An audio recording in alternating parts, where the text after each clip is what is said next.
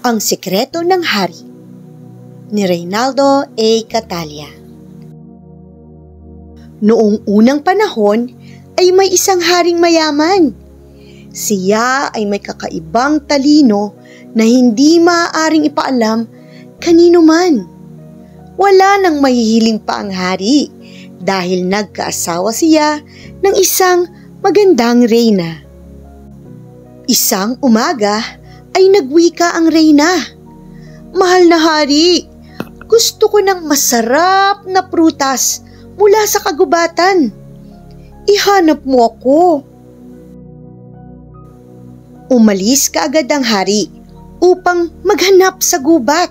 Magtatakip silim na nang bumalik ang hari. Ngunit wala siyang dalang prutas.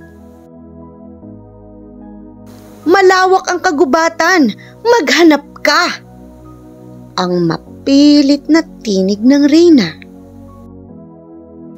3 araw na naghanap ang hari ay hindi siya makakita sapagkat ayon sa mga nakasalubong ay hindi ngayon panahon ng pagbunga nito.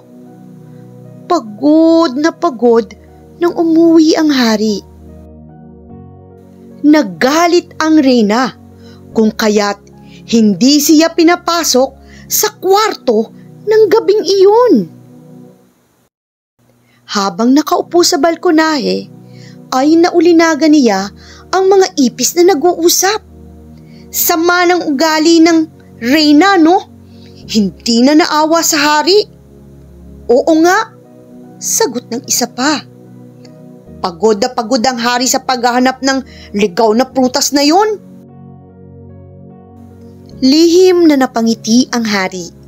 Sinisilip pala siya ng reyna sa labas at nakita siya habang nakangiti. Lumabas ang reyna. "Bakit ka nakangiti?" Hindi sumagot ang hari. "Kapag hindi mo sinabi sa akin ang dahilan ng iyong pagngiti, ay magpapakamatay ako. Hindi mo na maibigay ang gusto ko, ay maglilihim ka pa?" Marahang tumugon ang hari. "Kung mawawala ka, ay papalitan kita. Hindi ko maaaring sabihin ang dahilan ng aking pagngiti, sapagkat ikamamatay ko. Hindi lahat ng gusto mo ay makukuha natin. Gayon din naman, hindi lahat ng iniisip ko ay sasabihin ko. Marami namang ibang prutas. Wala ngayong bunga ang mga ratan sa kagubatan." Napaisip ang reyna at napagtanto ang mga sinabi ng hari. Kung kaya't simula noon, sila'y namuhay ng matiwasay at mapayapa sa kanilang kaharian, kasama ng kanilang mga naging supling.